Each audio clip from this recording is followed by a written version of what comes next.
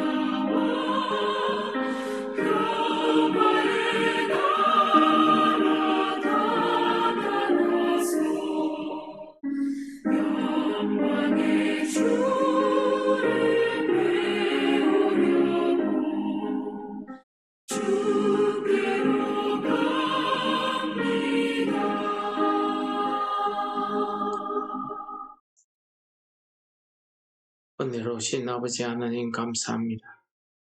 오늘도 우리들의 육신의 눈을 뜨게 하시고 오늘도 우리의 생명을 하루 더 연장하셔서 이 땅 위를 살아가게 하심을 감사합니다.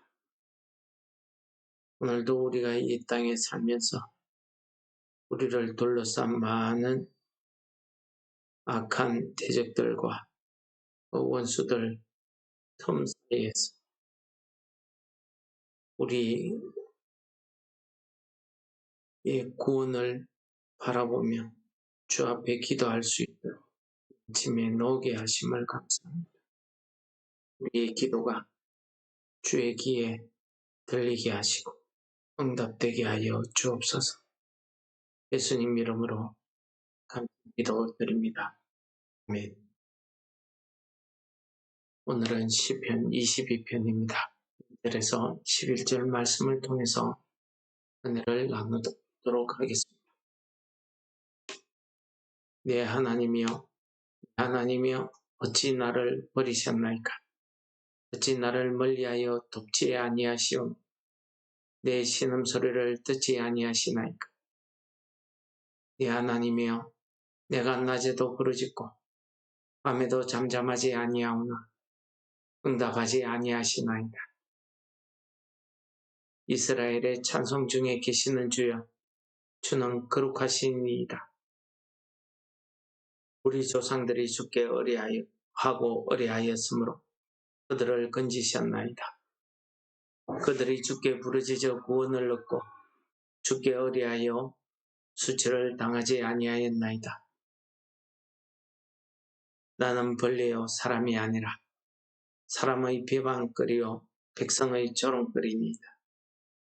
나를 보는 자는 다 나를 비웃으며 입술을 비축거리고 머리를 흔들며 말하되 그가 여호와께 어떡하니 구원하실걸, 그를 기뻐하시니 건지실걸 하나이다. 오직 주께서 나를 모태에서 나오게 하시고 내 어머니의 젖을 먹을 때에 의지하게 하셨나이다. 내가 날 때부터 주께 맡긴 바 되었고 모태에서 나올 때부터 주는 나의 하나님이 되셨나이다. 나를 멀리하지 마옵소서. 환난이 가까우나 도울 자가 없나이다. 아멘. 오늘 본문의 말씀은 시편 53편과 더불어 단원의 시 혹은 단식하는 자의 노래 이렇게 불려지는 시편입니다. 우리 시편이 작성된 그 시기가 포로기한 이후에 작성되었다고 보기 때문에 오늘 말씀은 포로기한에서 돌아온 사람들의 상황을 우리에게 잘 보여주는 그러한 내용이라고 말씀드릴 수가 있겠습니다. 오늘 이 시편에서 이 다윗은 자기가 고통 가운데서 하나님 앞에 기도하고 부르짖지만은 하나님의 응답이 없더라는 사실을 이야기하고 있습니다. 우리 신앙인이 믿음을 가지고 하나님 앞에 기도하는데 대부분은 우리가 하나님의 기도에 내가 하는 기도에 하나님께서 응답하신다 이렇게 믿고 기도합니다. 우리가 평안하거나 우리의 심령이 은혜에 충만할 때에는 모든 것이 다 하나님께서 나를 위해서 축복하시고 내 길을 열어주시는 것 같고 내 기도를 들어주시는 것 같습니다. 오늘 이 다윗은 내 신음소리를 듣지 아니하신다. 나를 멀리하신다. 나를 버리셨나이까. 이런 단어들은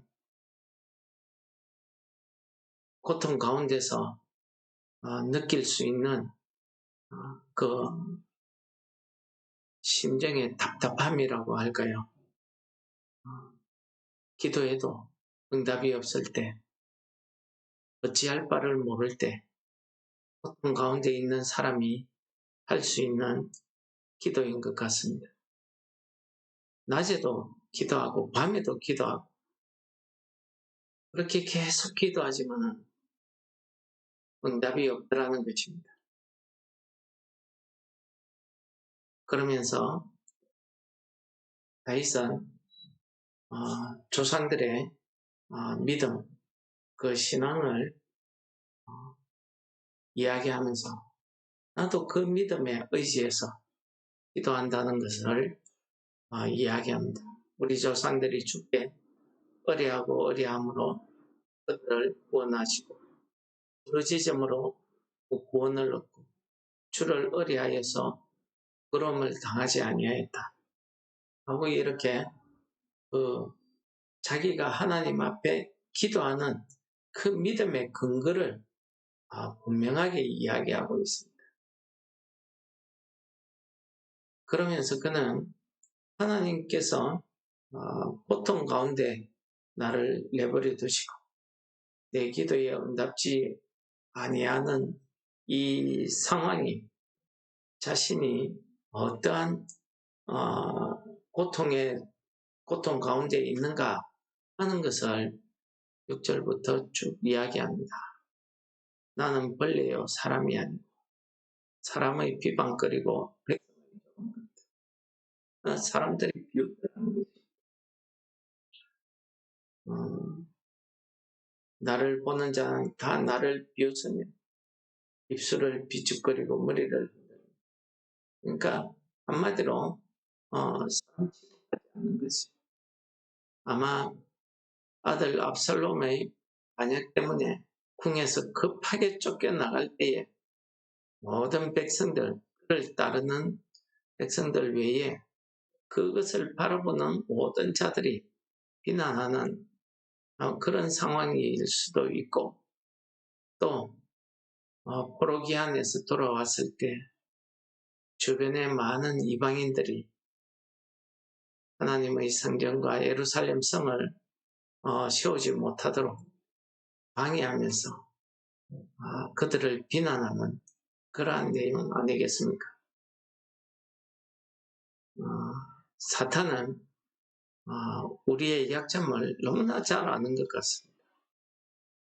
그래서 비난해도 꼭 우리의 아픈 데를 이야기합니다. 너가 여호와를 의뢰하였으니 여호와께서 구원하실 것이다. 그를 기뻐하시니 건지실 것이다. 이러면서 이야기합니다.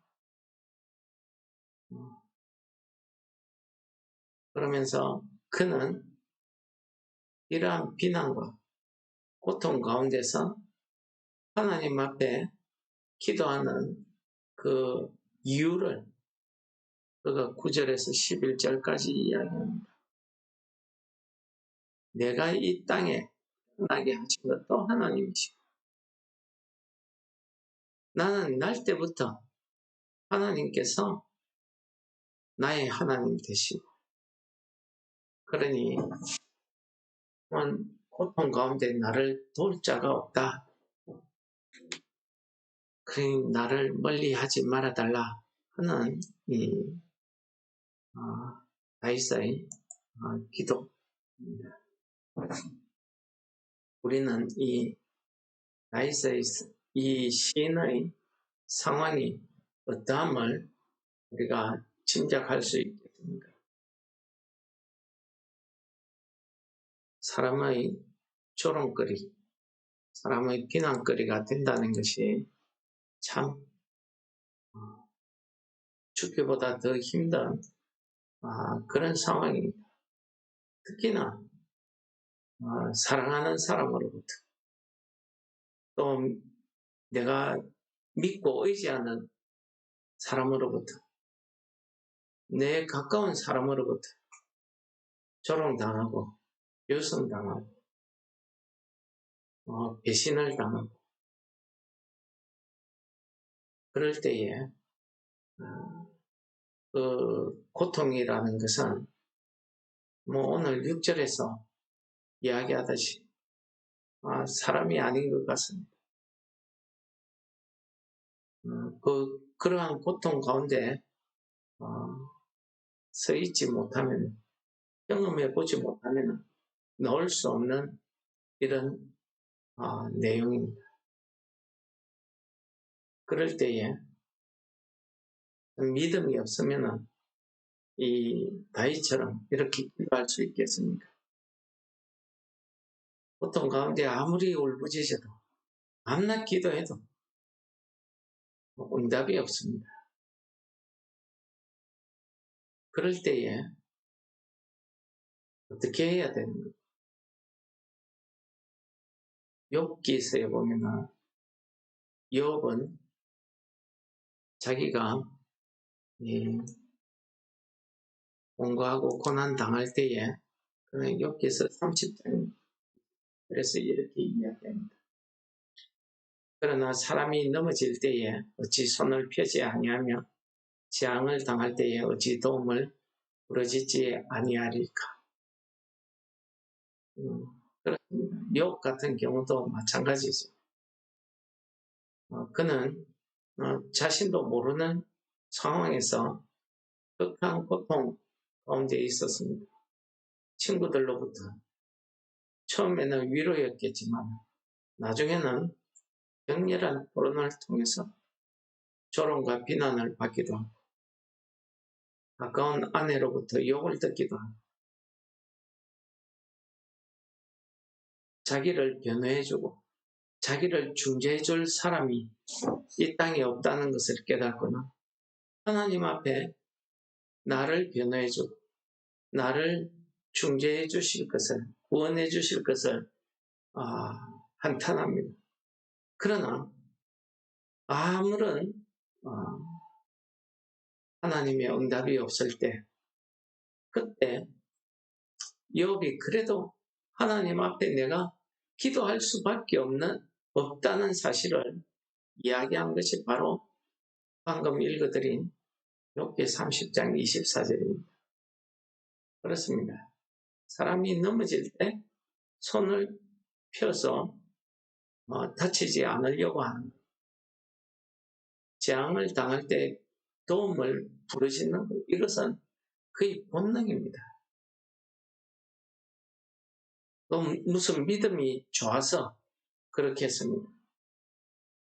이 다윗이 이야기한 것처럼 내가 태어날 때부터 내가 날 때부터 하나님은 나의 하나님이시기 때문에 이 땅에는 나를 도울 자가 없기 때문에 하나님 앞에 부르짖는 겁니다. 아무런 응답도 없는 그 가운데서 오늘 이 부분을 우리가 살펴보면 특히 7절 말씀을 보면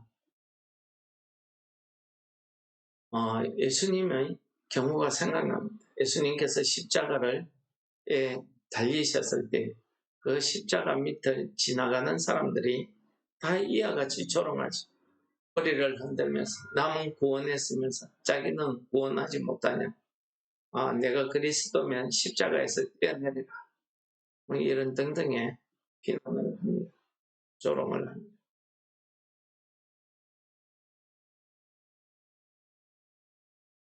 오늘 이 고통 가운데서 기도해도 응답이 없는 이런 상황에서 우리가 가운데 서보면 우리가 어떻게 해야 될 것을 깨달지 못할 때에 고통 가운데 있을 때에 하나님께서 우리와 함께 하심을 깨닫는 그런 시간이 주어지더라는 사실을 성경은 이야기하고 있습니다. 사도행전 16장에 보시면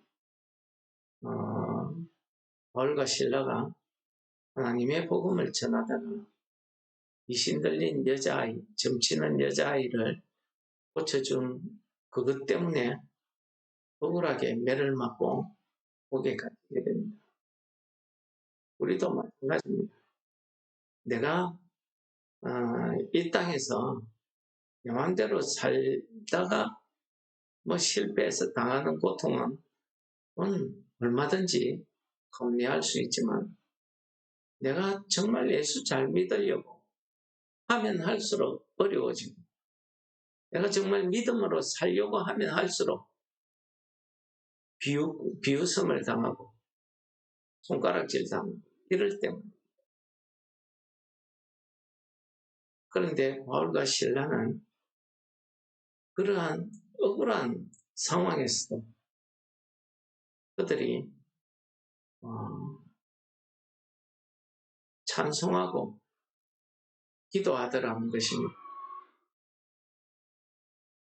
그때에 하나님께서 역사하시죠. 예수님께서 십자가를 지시기 전에 겟세마네 동산에서 하나님 앞에 기도합니다. 아버지요, 하시거든 이 잔을 내게서 지나가게 하옵소서 하는 기도를 합니다. 육신을 입었기 때문에 얼마나 그 십자가의 죽음이 고통스러운가를 알기 때문에 내 뜻은 이 십자가를 지지 않고 하실 수 있지 않냐는 것입니다. 그렇습니다. 하나님께서 그냥 내가 이 세상 사람들의 모든 죄를 다 산다 말씀 한마디면 되는데 왜 굳이 예수 그리스도께서 육신으로 내려와서 이 십자가의 고통, 고난을 당해야 할 거예요. 그 겟세마네 동산에서 예수님의 그 기도는 응답되지 않았습니다. 결국 예수님의 기도대로 응답된 것이 아니라 오히려 그 더한 고통으로 제자에게 배신당하고 팔려가서 사람들에게 채찍당하고 조롱당하고 침뱉음당하고 그리고 십자가에 달렸더니 사람들이 지나가면서 머리를 절레절레 흔들면서 남은 구원하면서 자기는 못 구원하느냐 그리스도면 십자가에서 뛰어내려라 이런 사탄이나 할 수 있는 그런 말로 조롱하고 지나갑니다. 이런 고통과 고난 시험 가운데 서 있을 때에 기도해도 아무런 기도에 응답이 없을 때에 이 다윗이 결국은 욥이 이야기하는 것처럼 하나님 나는 내가 이 땅에 원해서 태어난 것도 아니고 하나님께서 나를 이 땅에 오게 하시고 태어날 때부터 하나님이 나의 하나님 되심을 고백하면서 하나님께 모든 것을 맡기는 이런 믿음으로 하나님의 응답을 기다리는 것입니다. 바로 이런 모습이 예수님이 십자가를 지고 가시는 그 길을 가는 그 모습, 그 믿음 아니겠습니까? 예수님도 육신을 입었기 때문에 인간적으로는 그것을 십자가의 고통을 지지 않고 이 길을 해결하려고 했으나 결국은 하나님 아버지의 뜻대로 묵묵히 그 십자가의 길을 걸어가신 것입니다. 하나님께서 무슨 뜻으로 나에게 이런 고통을 주시는지 알지는 못합니다. 기도해도 응답도 없고요. 그러나 하나님께서 이런 고통 가운데서 서 있을 때에 이 말씀을 읽게 하시고 또 믿음으로 이 고통을 이기게 하십니다. 견디게 하십니다. 시간이 지나서 서보면은 예수님처럼 십자가의 길을 가고 있더라는 것이죠. 그것이 하나님 아버지의 뜻이었습니다. 보통 가운데 서서 보이는 것은 우리가 하늘을 보는 것밖에 없지 않습니까? 이 세상에 아무도 도울 자가 없습니다. 하나님만 바라보는 것입니다. 그때에 아버지께서 하늘의 뜻, 아버지의 뜻이 이루어진 것 같이 이 땅에서 나를 통해서 하나님 아버지의 뜻을 이루어 가시는 것을 보게 하시는 그런 은혜가 오늘 저와 여러분들에게 주어지기를 축원합니다. 성령께서 우리로 하여금 영안을 열어서 아버지의 뜻이 무엇인지 깨닫게 해주시기를 많은 이 아침 되시기를 축원합니다. 말씀을 묵상하시면서 기도하시겠습니다.